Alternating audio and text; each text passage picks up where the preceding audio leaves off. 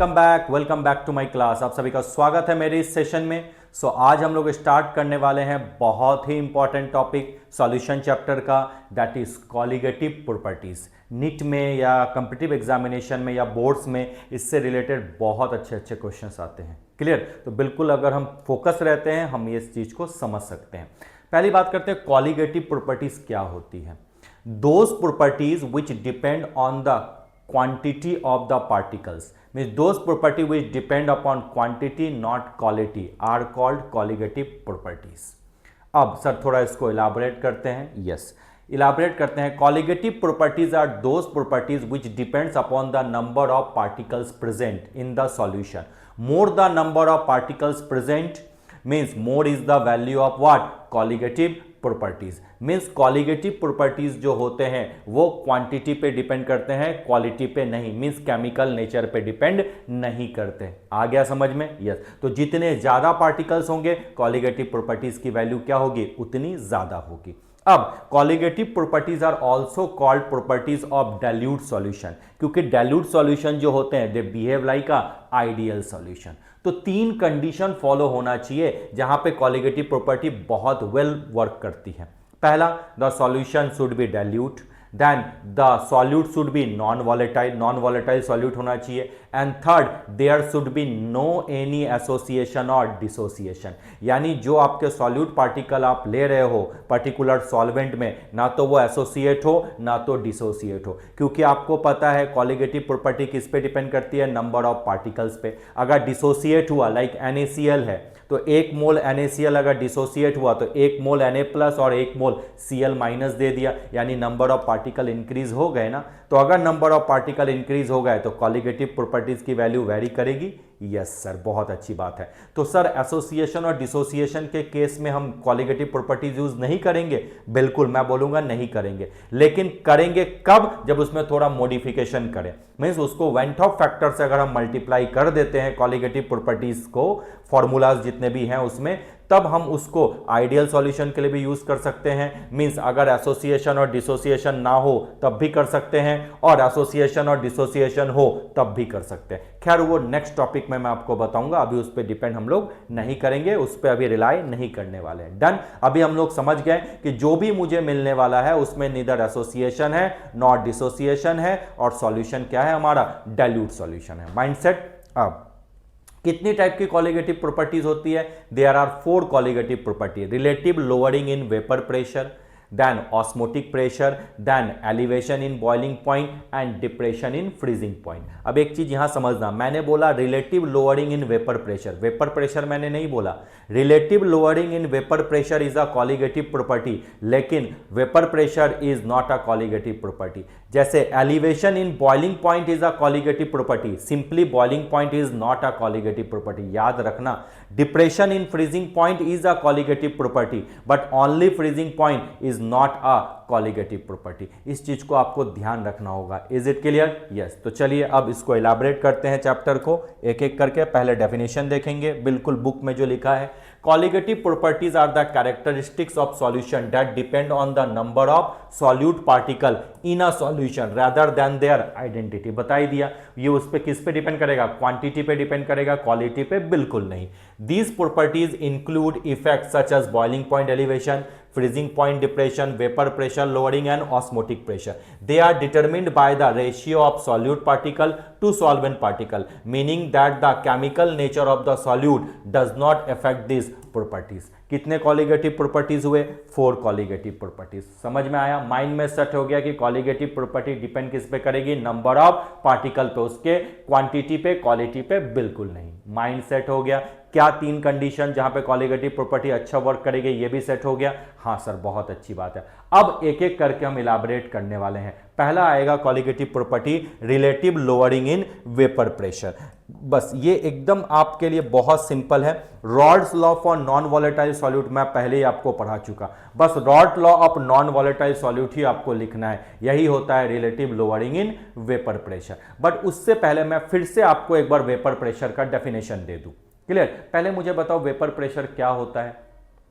Sir the pressure exerted by vapour at equilibrium with that liquid is called equilibrium vapor pressure और simply vapor pressure। Means अगर जैसे किसी liquid को हम boil करते हैं, ये कोई चलो एक पर्टिकुलर लिक्विड है, इसको थोड़ा मैंने टेम्परेचर दे दिया, तो डेफिनेटली जब टेम्परेचर देंगे तो ये किस में चेंज होगा, डेफिनेटली वेपर में चेंज होगा। और अगर ये वेपर प्रेशर एग्जर्ट करे तो इसको हम लोग क्या बोलते हैं, वेपर प्रेशर और सिंपली इक्विलिब्रियम वेपर प्रेशर। और पता कैसे चलेगा, घर में जैसे आप पानी बॉयल करो, उसके ऊपर एक ढक्कन रख दो, ढक्कन क्या होती है, ऊपर नीचे आती है, क्योंकि वेपर क्या कर रहा है, प्रेशर एग्जर्ट कर रहा है। वो कह रहा है हटो मैं बाहर जाऊंगा, क्लियर, तो लेकिन ढक्कन बोलता नहीं जाने नहीं दूंगा, क्योंकि हमारे मालिक ने उसके ऊपर रखा है, फिर ढक के रखा है तुम्हें। तो समझ में आया, तो pressure exerted by vapour is called vapour pressure. Done. अब वेपर प्रेशर किस किस फैक्टर पे डिपेंड करते हैं? सर वेपर प्रेशर डिपेंड करता है नेचर ऑफ द लिक्विड। अगर मानो लिक्विड के पार्टिकल्स के बीच में बहुत पावरफुल इंटरेक्शन है तो डेफिनेटली है वो जल्दी वेपर बनाएगा नहीं, क्योंकि इंटरेक्शन होगा तो अपने फेस को क्यों चेंज करेगा। लेकिन अगर इंटरेक्शन कम है तो उसके अंदर ज्यादा टेंडेंसी होगी वेपर में कन्वर्ट होने की। तो वेपर प्रेशर किस पे डिपेंड करेगा? पहला, nature of the liquid. Is it clear? दूसरा, जितना ज्यादा आप टेम्परेचर दोगे वेपर उतना ही तो बनेगा। यानी दूसरा जो इंपॉर्टेंट फैक्टर है जिसपे वेपर प्रेशर डिपेंड करता है वो क्या है? टेम्परेचर है। और इसके वेपर प्रेशर और टेम्परेचर के रिलेशन को बहुत अच्छे से भाई ने बताया था। किस भाई साहब ने बताया था? Clausius Clapeyron equation. उसने क्या बोला था? Simple, log P2 upon P1, log P2 upon P1 is equal to delta H vaporization upon 2.303 R into T2 minus T1 upon T1 into T2। ये क्या है? Relation of vapour pressure with temperature. Done sir. और इसके graph को भी इसने बहुत अच्छे से समझा दिया था। वेपर प्रेशर और टेम्परेचर का ग्राफ उसने बताया, बहुत अच्छी बात है, ये बना। अब अगर इस इक्वेशन को लेकर ग्राफ बना था तो क्या लिखा था यहाँ पे? log P और ये 1/T, तो ग्राफ आपका ऐसा बन गया। Is it clear? Yes sir. तो ये वेपर प्रेशर का मैंने आपको थोड़ा आइडिया दे दिया। Done sir? Yes sir. क्या मैं इसको रब कर दूं? यस। अब आता है relative lowering in vapour pressure. तो relative lowering in vapour pressure जैसा कि मैंने आपको बताया कंप्लीटली क्या बेस्ड है? Raoult's law of non volatile solute. आपको पता है कि सपोज एक मैं प्योर सॉल्वेंट ले लूं, थोड़ा सा मैं इसको डिफाइन भी कर देता हूं। ये आपका प्योर सॉल्वेंट है, बहुत अच्छी बात है। अगर ये प्योर सॉल्वेंट है तो मैंने मान लिया कि इसका जो वेपर प्रेशर है वो क्या है? P0 है। अब इसमें क्या किया मैंने? कोई नॉन वॉलेटाइल सॉल्यूट डाल दिया। क्लियर? अगर नॉन वॉलेटाइल सॉल्यूट डालोगे तो आपको पता है वेपर प्रेशर जो होगा सॉल्यूशन का वो क्या होगा? कम है। नॉन वॉलेटाइल है, डेफिनेटली वो वॉलेटाइल तो होगा नहीं, जल्दी वेपर बनाएगा नहीं। तो when we add a non volatile solute to a particular solvent तो आपको पता है vapour pressure of the solution क्या? डिक्रीज। तो मैं बोल सकता हूं PS is always less than what? P0। अच्छा, ये डिक्रीमेंट क्यों हुआ? क्योंकि हमने क्या किया? सॉल्यूट की क्वांटिटी डाली। यानी ये जो डिक्रीमेंट हुआ ये डिपेंड किस पे किया? The amount of solute present. Clear? तो हम लोग क्या लिखेंगे?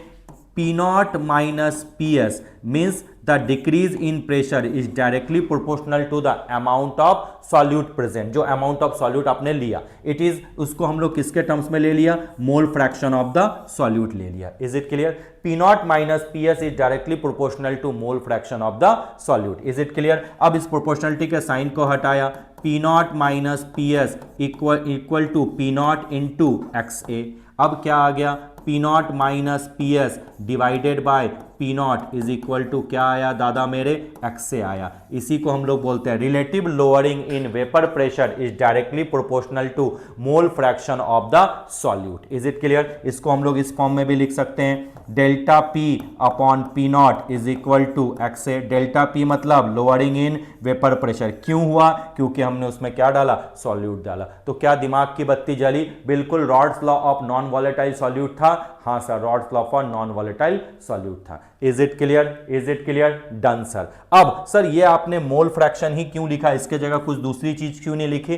तो दादा इसको मैंने नहीं ढूंढा था, इसको एक्सपेरिमेंटली वेरीफाई किया था ओस्टवाल्ड और वॉकर ने।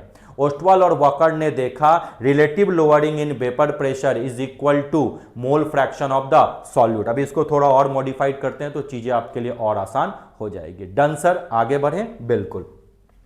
तो फाइनल आउटपुट हमें मिल चुका क्या मिला फाइनल आउटपुट की रॉल्स लॉ जो है हम लोग यहां पे इसको यूज कर सकते हैं। Relative loading in vapour pressure P nought minus P S upon P nought is equal to X से। आपको पता है mole fraction is equal to क्या होता है, number of moles of solute upon total number of moles. या इसको हम लोग लिख सकते हैं Na इज इक्वल टू दादा क्या लिख सकते हैं, WA अपॉन Ma, और NB इज इक्वल टू हम लोग क्या लिख सकते हैं दादा, WB upon MB, given mass upon molar mass. क्या कर सकते हैं, गुड। अगर सॉल्यूशन बहुत डाइल्यूट हो, अगर सॉल्यूशन बहुत डाइल्यूट हो तो इस केस में आपको पता है कि सॉल्यूट की क्वांटिटी कम होगी, तो Na plus NB is equal to क्या मैं डायरेक्ट NB लिख सकता हूं, Na मतलब मोल्स ऑफ सॉल्यूट, NB मतलब मोल्स ऑफ सॉल्वेंट। सॉल्यूशन बहुत ज्यादा डाइल्यूट है तो Na plus NB equal to मैंने क्या लिख दिया, NB लिख दिया। क्या मैं कर सकता हूं, बिल्कुल कर सकते हैं। तो मैंने पुट किया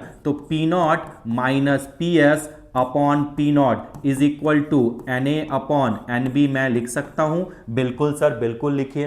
अब Na इज इक्वल टू होता है given mass upon molar mass, बहुत अच्छी बात है। और NB इज इक्वल टू फिर से होता है गिवन मास इनटू क्या लिखेंगे हम लोग, मोलर मास। ये आपका फॉर्मूला आ गया, क्लियर। इसको एक्सपेरिमेंटली वेरीफाई किया था ओस्टवाल्ड और वॉकर प्रोसेस ने। ओस्टवाल्ड और वॉकर प्रोसेस ने बोला relative lowering in vapour pressure equal to loss in weight, loss in weight in solvent bulb, loss in weight in solvent bulb upon gain in mass, upon gain in mass in guard tube, in guard tube, ये बताया था। And is equal to coming WA upon MA into WB and here is MB, ये इसके equal आया था। तो अगर आपको बोले ये फॉर्मूला कहां से आया, तो भैया ओस्टवाल और वॉकर ने एक्सपेरिमेंटली इसको वेरीफाई करके बताया था। इज इट क्लियर, हाँ सर, चीजें हमें समझ में धीरे धीरे आ रही है। बिल्कुल Rawls law for non volatile solute अगर आप याद करोगे समझोगे तो ये चीजें हमें समझ में आ जाएगी। क्या पहला आ गया। अब थोड़ा और इसको मॉडिफाइड करते हैं, इसका थोड़ा एक और मॉडिफाइड वर्जन मैं ले लेता हूं, ठीक है। चलिए मैं इसको रब कर दूं, चीजें समझ में आई, हाँ सर बिल्कुल। चलिए आगे आते हैं, अब इसका थोड़ा मॉडिफाइड वर्जन लेते हैं। अभी रॉल्स लॉ क्या पढ़ा मैंने, जो relative loading and vapour pressure, उसका फॉर्मूला क्या पढ़ा, P nought minus P S upon P nought is equal to what, Na। बिल्कुल जो चीजें पढ़ी हैं वो डायरेक्ट लिख रहा हूं मैं, ठीक है। Na upon Na plus NB, done sir, बहुत अच्छी बात है। अब मैं थोड़ा इसको रेसिप्रोकल कर दूं, मैं ऐसा लिखूं P nought upon P nought minus P S is equal to Na plus NB upon क्या लिख सकता हूं, Na। क्या मैं ऐसा लिख सकता हूं, हाँ सर बिल्कुल लिख सकते हो। अब मैं थोड़ा सा इसको मॉडिफाइड करता हूं, क्या मैं इसको अब ऐसा लिखूं P nought upon P nought minus P S is equal to Na upon Na plus NB upon Na, हाँ सर बिल्कुल लिखो।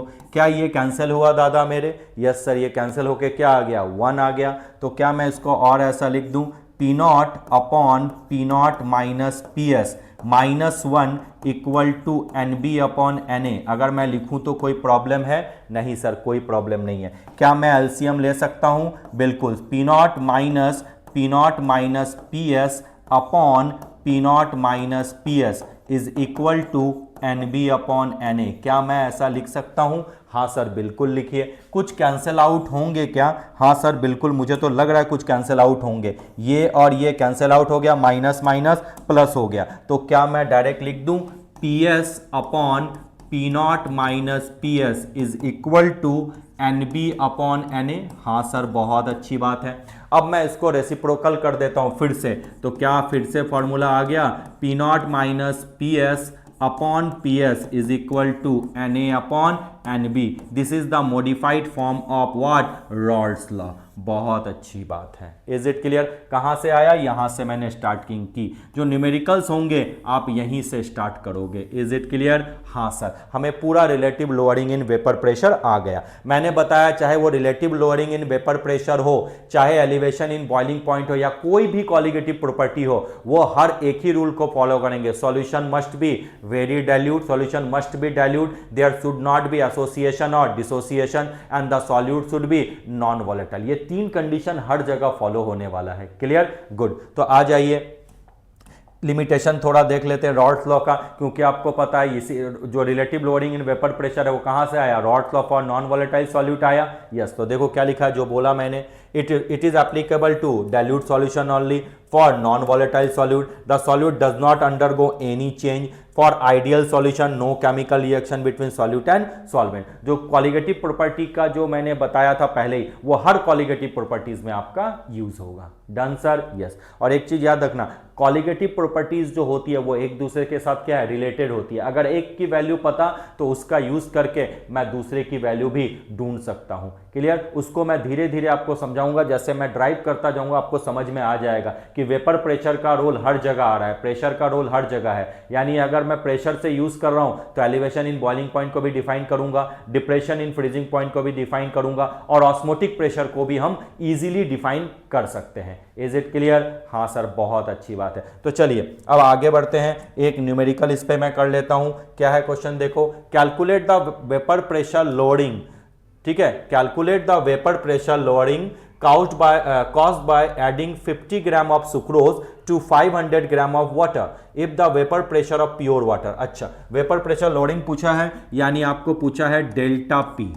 ठीक है, डेल्टा पी मतलब क्या, P nought minus P S पूछा है भाई, कोई प्रॉब्लम नहीं है। ठीक है, अब क्या डेटा गिवन है, सुक्रोज मतलब गिवन मास ऑफ सॉल्यूट यानी WA क्या गिवन है, 50 ग्राम। ओके, सुक्रोज मतलब शुगर, शुगर का मोलर मास क्या होता है, 342 ग्राम। ये भी शायद मेंशन होगा, नहीं मेंशन है, कोई बात नहीं। उसके बाद WB क्या है आपका, वाटर, वाटर कितना ग्राम है, 500 ग्राम है। उसके बाद वेपर प्रेशर, अच्छा उसके बाद वाटर का मोलर मास लिख लो, वाटर का मोलर मास होता है 18 ग्राम। उसके बाद vapour pressure of pure water, pure water मतलब प्योर लिक्विड, यानी पी नॉट गिवन है 23.8 mm ऑफ Hg। बहुत अच्छी बात है। क्लियर? तो सिंपल फॉर्मूला हम यूज करने वाले हैं, P nought minus P S upon P nought is equal to क्या होता है, Na upon Na plus Nb। हाँ दादा बिल्कुल, P nought minus P S को ही हम लोग क्या बोलते हैं, रिलेटिव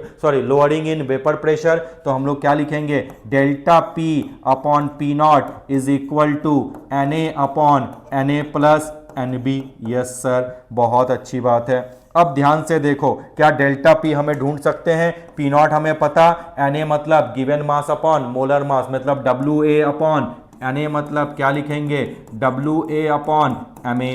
गॉट इट। Nb मतलब क्या लिखेंगे, WB अपॉन MB। क्या हम इस वैल्यू को पुट कर सकते हैं यहाँ पे, अगर वैल्यू पुट कर दे तो क्या डेल्टा पी हमें मिल जाएगा? हाँ सर, बिल्कुल मिल जाएगा। एग्जाम में कम समय रहे तो Na प्लस Nb के जगह डायरेक्टली हम क्या लिखेंगे, Nb, क्योंकि ज्यादा वेरिएशन नहीं आएगा। Solution should be dilute, dilute ही तो होना चाहिए। यस, तो हम डायरेक्ट लिख सकते हैं Na अपॉन Nb मतलब WA upon Ma into WB, और ऊपर चला जाएगा क्या, MB। आपका आंसर आ जाएगा। आया समझ में relative loading in vapour pressure? हाँ सर। तो चलो अब हम लोग आगे बढ़ते हैं और हम लोग पढ़ने वाले हैं क्या, elevation in boiling point. Hope U P point, ये लो आ गया, एलिवेशन इन बॉइलिंग पॉइंट। अच्छा, बॉइलिंग पॉइंट क्या होता है, पहले ये डेफिनेशन बताओ। जैसे वेपर प्रेशर मैंने आपको बताया, ठीक है, तो बॉइलिंग पॉइंट का डेफिनेशन क्या होता है, तो याद रखना, the temperature at which a liquid boils is called is boiling point. ये सिंपल आपको पता है डेफिनेशन, लेकिन यहां नहीं होगा। एक्चुअल डेफिनेशन क्या होता है, the temperature at which the vapour pressure of a liquid become equal to atmospheric pressure. यानी अगर किसी लिक्विड का वेपर प्रेशर एटमॉस्फेरिक लेवल को टच कर ले, एटमॉस्फेरिक लेवल तक पहुंच जाए, तब उस टेम्परेचर पे वो लिक्विड क्या होता है, बॉयल्स होता है। याद रखना, फिर से मैं बोलता हूं बॉइलिंग पॉइंट का definition, the temperature at which the vapour pressure of a liquid become equal to its atmospheric pressure, become equal to atmospheric pressure is called boiling point. Is it clear? अब suppose करो किसी हर liquid का, जैसे water है, water का boiling point fix है। Suppose वो solvent है, सॉल्वेंट का बॉइलिंग पॉइंट जैसे 100 डिग्री सेल्सियस है, क्लियर, फिक्स है। उसी तरह से कोई भी आप लिक्विड ले लो, सबका बॉइलिंग पॉइंट क्या होता है, फिक्स होता है। अब अगर उस लिक्विड में मैंने कोई नॉन वॉलेटाइल सॉल्यूट डाल दिया, तो डेफिनेटली अगर नॉन वॉलेटाइल सॉल्यूट डाल दिए तो आपको पता वेपर प्रेशर कम होगा। अगर वेपर प्रेशर कम होगा तो एटमॉस्फेरिक लेवल तक जाने में आपको और ज्यादा टेम्परेचर देना पड़ेगा। मतलब आपका अगर प्योर लिक्विड है तो सपोज करो उसका वेपर प्रेशर है x और उसको एटमॉस्फेरिक लेवल पे पहुंचना, मतलब वो यहां पहुंच गया, एक पर्टिकुलर टेम्परेचर टी पे है, लेकिन उस लिक्विड में मैंने क्या कर दिया, अब मैंने नॉन वॉलेटाइल सॉल्यूट डाल दिया। अब नॉन वॉलेटाइल सॉल्यूट डालने से आपको पता है उस सॉल्यूशन का वेपर प्रेशर कम हो गया ना, क्योंकि नॉन वॉलेटाइल सॉल्यूट डालने से याद करो रॉड्स तो हमें क्या पढ़ाया था, वेपर प्रेशर डिक्रीज, क्लियर, यानी vapour pressure of the solution is less than vapour pressure of the pure solvent. Yes, तो अब ये यहां पहुंच गया, तो अब उसको यहां से यहां आने में ज्यादा टेम्परेचर चाहिए। पहले यहां था तो जल्दी पहुंच रहा था, अब यहां है तो उसको ज्यादा टेम्परेचर चाहिए या नहीं। ज्यादा टेम्परेचर को हम लोग क्या बोलते हैं, elevation in boiling point.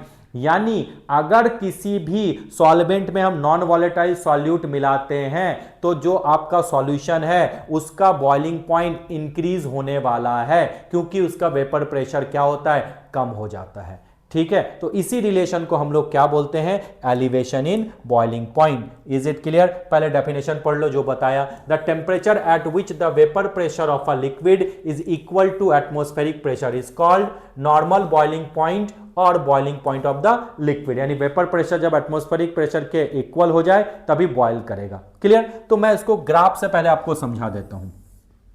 Suppose करो ये आपका ग्राफ है, ये मैंने ले लिया, ये एटमॉस्फेरिक लेवल है, यानी इसको मान लिया PATM।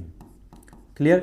और ये मान लिया मैंने, इसको मान लिया मैंने P0 और इसको मान लिया मैंने PS। यानी P0 को मैंने माना vapour pressure of pure solvent. Am I right? हाँ सर, मान सकते हो बिल्कुल।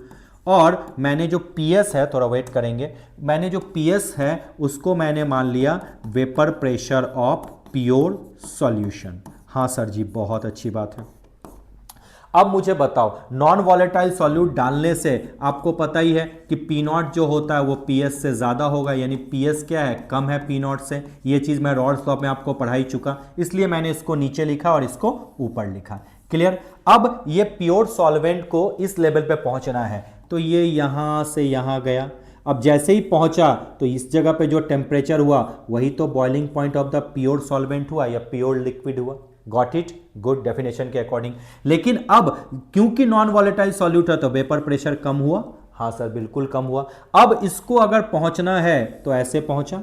अब ये जब यहां पहुंचा एटमॉस्फेरिक लेवल पे तो देखो टेम्परेचर आगे की तरफ गया ना, ये टेम्परेचर आगे की तरफ गया। मैं मान लेता हूं इसको TS। तो अब बताओ टेम्परेचर बढ़ा या घटा?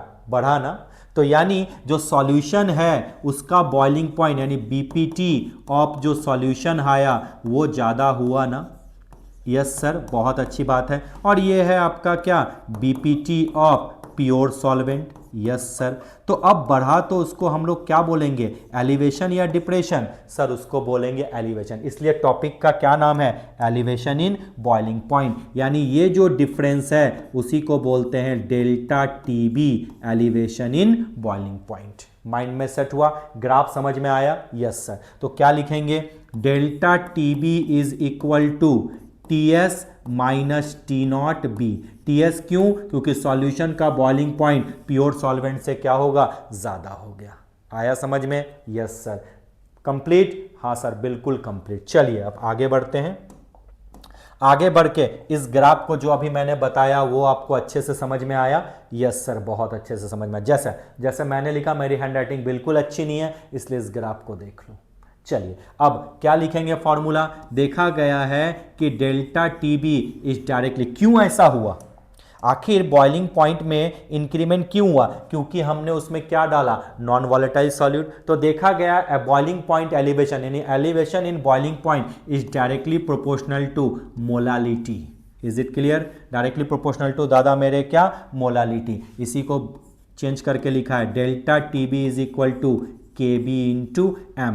KB मतलब मोलल एलिवेशन कांस्टेंट। KB को क्या बोलते हैं, molal elevation constant. Generally question में आपको KB की वैल्यू दी हुई होगी, अगर नहीं दे तो याद रखना KB इज इक्वल टू होता है RTB square upon 1000 LV।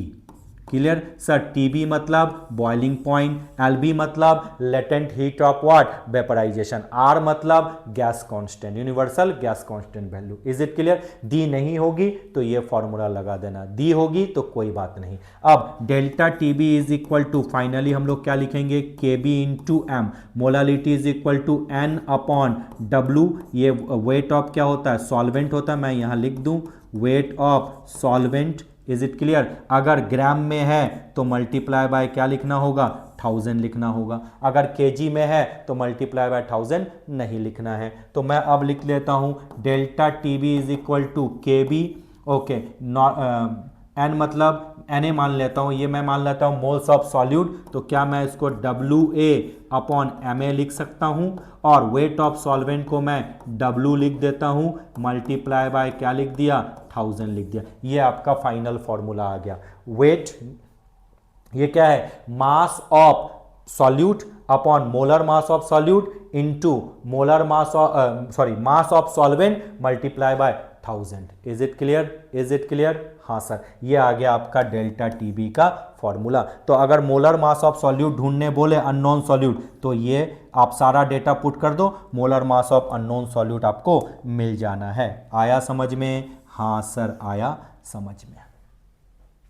Done sir, done. इसको क्या बोलते हैं, एलिवेशन इन बॉइलिंग पॉइंट। तो क्या इसका हम न्यूमेरिकल में यूज कर सकते हैं, हाँ सर, एक न्यूमेरिकल भी करके देखते हैं, देखें इसका क्या यूज है। चलिए क्वेश्चन में आता है 18 gram of glucose is dissolve in 1 kg of water, यानी WA हमारे पास है 18 gram according to the formula. WB मतलब वेट ऑफ सॉल्वेंट है 1 kg है, तो 1 kg को या तो 1000 ग्राम बना लो या जो है नॉट डायरेक्ट फॉर्मूला लिख सकते हो। गुड। अब in a saucepan at what temperature water boils at 1.013 bar, okay. K B for the water, K B आपका क्या है 0.52, यानी केबी भी दिया हुआ है और वाटर का बॉइलिंग पॉइंट ढूंढने बोला है ना। चलिए कोई बात नहीं, पहले हम डेल्टा टीबी ढूंढेंगे। Delta TB is equal to क्या होता है, केबी इंटू एम।